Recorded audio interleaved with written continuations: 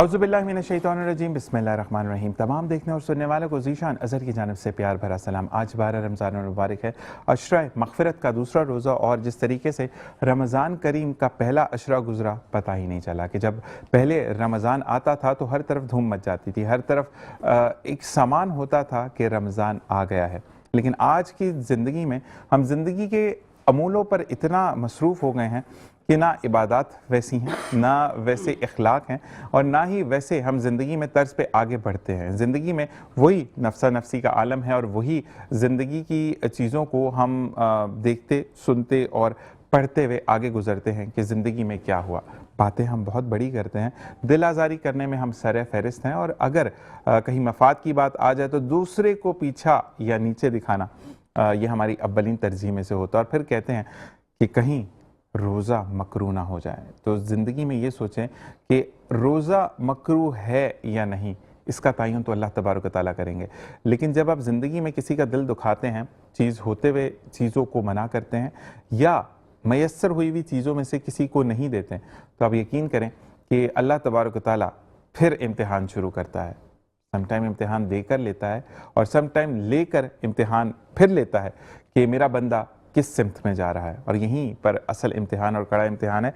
जो लोग खुश होते हैं कि हमें अल्लाह तबारक व तआला ने बहुत वसाइल दिए हैं, और उसके बाद हम जो है ज़िंदगी का कुछ भी अमूर हम देखते हैं, और फिर हम देखते हैं कि ज़िंदगी में हम चीज़ों को सही करते हैं या नहीं करते, तो ये बहुत ज़्यादा मैटर करता है। और आज भी हम इसी मिली जुली गुफ्तगू का हिस्सा रहेंगे। लेकिन आज हमारे साथ मौजूद हैं सबसे पहले तो हाफिज़ सुहेल साहब ने खूबसूरत अंदाज में किरत की, और हाफिज़ सुहेल के लिए हम यही कहते हैं कि हाफिज़ सुहेल मेरी सहरी अफ्तार दोनों ट्रांसमिशन के ओपनर जैसे एक जाता है क्रिकेट के मैदान में, तो उसकी बड़ी एक मांग होती है। वैसे ही हम कोई भी ट्रांसमिशन शुरू करते हैं, चाहे वो सहरी की हो या अफ्तार की हो, कारी हाफिज़ सुहेल के बगैर अधूरी है। कारी साहब बहुत बहुत शुक्रिया।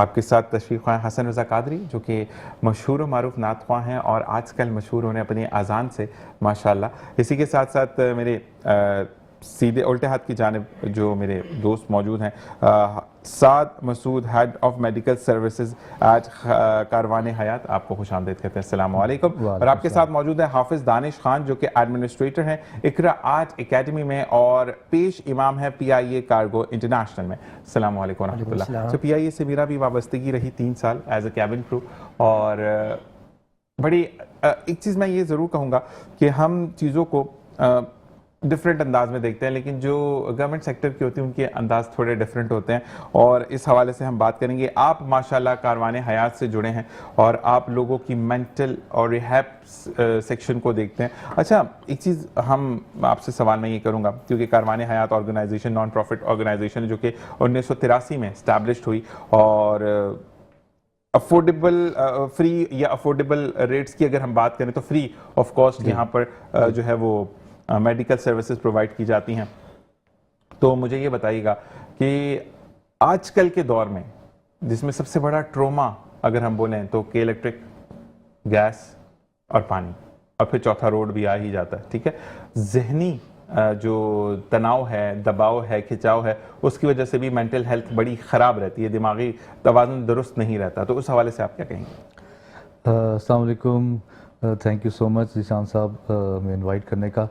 पहले तो मैं थोड़ा स्टार्ट में बता दूं, मेरा नाम डॉक्टर साद मसूद है। मैं एक साइकाइट्रिस्ट हूं, और मैं Karwan Hayat institute for mental health care में पिछले 7 साल से जुड़ा हुआ हूं, और मैं वहां का हेड ऑफ मेडिकल सर्विसेज हूं। माशाल्लाह। कारवान हयात के बारे में थोड़ा सा सुनने वालों को और आपको भी आगाह कर दें कि हम लोग एक NGO हैं जो पिछले 40 साल से जहनी अमराज में जो लोग मुब्तला होते हैं, जो गुज़र रहे होते हैं, उनके ट्रीटमेंट में अपनी सर्विसेज दे रहे हैं फ्री ऑफ कॉस्ट। ये फ्री ऑफ कॉस्ट सर्विसेज हैं, जो कि मैं अभी डिटेल्स आपको उसमें बताता हूँ।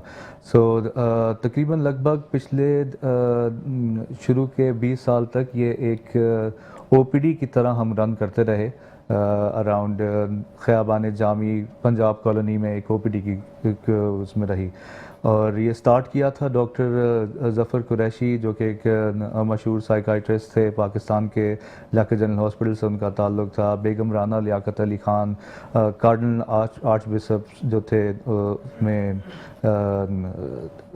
कोडेरो, वो और पाकिस्तान के और कराची के ख़ास तौर के जो मशहूर कुछ लोग जिन्होंने मिल के ये एक बीज बोया उस वक्त, और ये एक ओपीडी की तरह ऑपरेट करते रहे हम पिछले 20 ईयर्स से।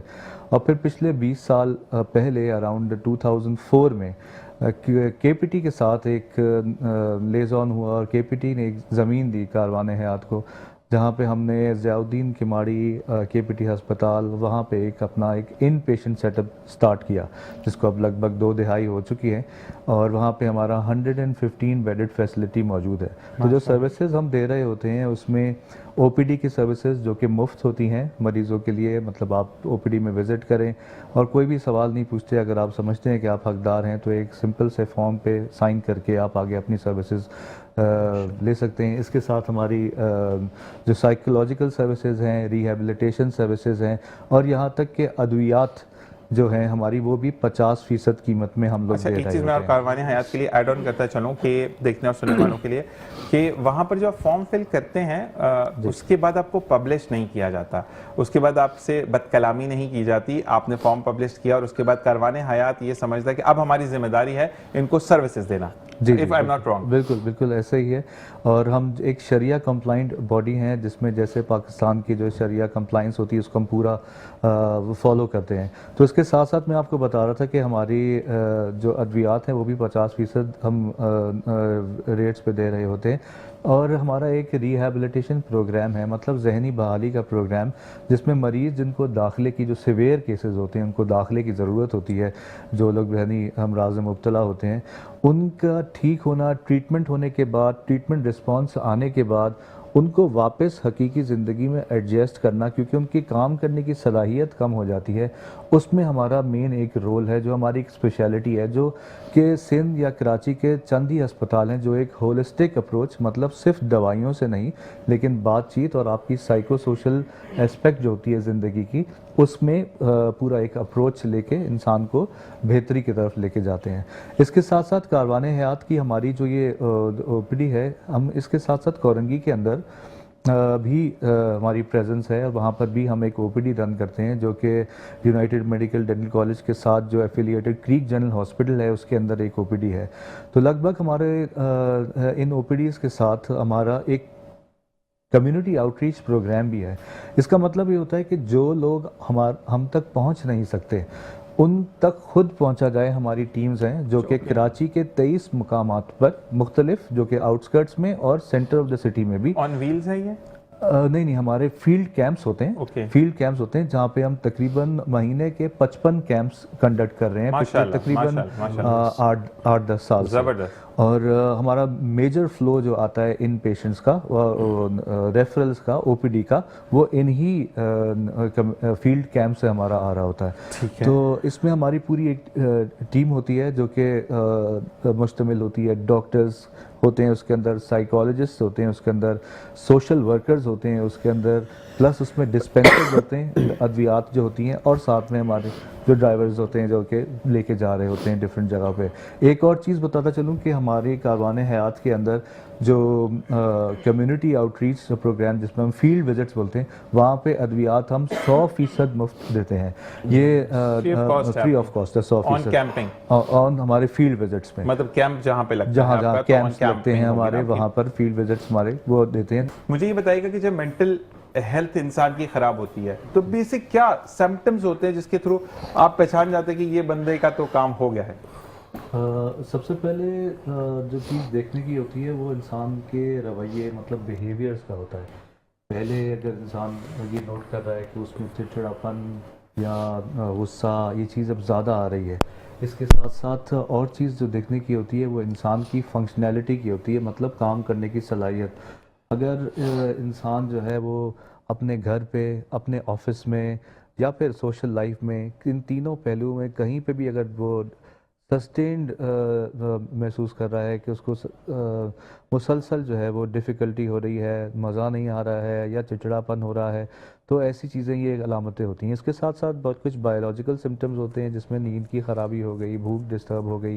ये सिम्टम्स फर्स्ट सिम्टम्स होते हैं जिसमें आपको ये नोट करने की ज़रूरत है कि कहीं आपको किसी को से हेल्प लेने की ज़रूरत तो नहीं है। तो इम्पॉर्टेंट चीज़ ये है कि आपकी जो जैसे ये रोज़मर्रा की ज़िंदगी या जो भी आपकी रूटीन की ज़िंदगी है वो अगर डिस्टर्ब हो रही है और साथ साथ आपका काम भी अफेक्ट हो रहा है तो इसमें ज़रूर साइकोलॉजिकल हेल्प या साइकाइट्रिक हेल्प को लेना असल में चाहिए। हमारे यहाँ पर ना अगर किसी को तनाव है या कुछ चीज़ समझ नहीं आ रही है, अपने फैसले खुद बेहतर नहीं हो रहे, तो साइकेट्रिस्ट के पास जाना चाहिए कि हमें क्या मसला है। लोग इस वजह से अभी तो पागल हो गए, ये तो है ही पागल, पागल लोगों को डॉक्टर के पास जा रहा है। हमारे यहाँ पर अभी तक अवेयरनेस आई नहीं है, जो कि बहुत ज़्यादा ज़रूरी है। मैं आपसे गुजारिश करूंगा कि हम आपको इसी तरीके से, क्योंकि टाइम में शॉर्ट होता है और आज तो कुछ ज़्यादा ही शॉर्ट हो गया, तो क्योंकि वो चीज़ें भी हमें ज़रूरी देखनी है। आप दोनों का बहुत बहुत शुक्रिया कि आपने हमें ज्वाइन किया। और अब हम नात ख्वां से गुजारिश करेंगे कि हमारे साथ कौन मौजूद है। माइक अपने हाथ में पकड़िएगा भाई। नाम क्या है मेरे भाई का? आदिल हुसैन। आदिल हुसैन। और अच्छा जी, चलें उमर भाई आपके तरफ आते हैं और फिर क्योंकि हम नात पे आपसे करेंगे एक्सक्लूड करेंगे, तो उमर भाई बहुत बहुत शुक्रिया आपके आने का। आज कोई स्पेशल टॉपिक जिस पर हम बात करेंगे? हम बच्चों से ही रिलेटेड चीज़ों को आगे लेकर चलेंगे। और मुफ्ती साहब मैं आपको भी बता दूं, और आपको भी, कि ये उन बच्चों पर काम कर रहे हैं जो कि सुन नहीं सकते, बोल नहीं सकते या माजूर हैं, उनको बाइक सिखा रहे हैं, उनको काम करना सिखा रहे हैं, खुद मुहाफ़िज़ वेलफेयर ऑर्गेनाइजेशन के बैनर तले। और हम सबसे ये गुजारिश करेंगे कि इनके साथ जुड़ें, और ताकि पाकिस्तान को मुस्तहकम पाकिस्तान बनाना है, क्योंकि पाकिस्तान में हर कोई बहुत इंपॉर्टेंट है। उनको ये बताना है बच्चों को कि हम बहुत ज़्यादा इंपॉर्टेंट है।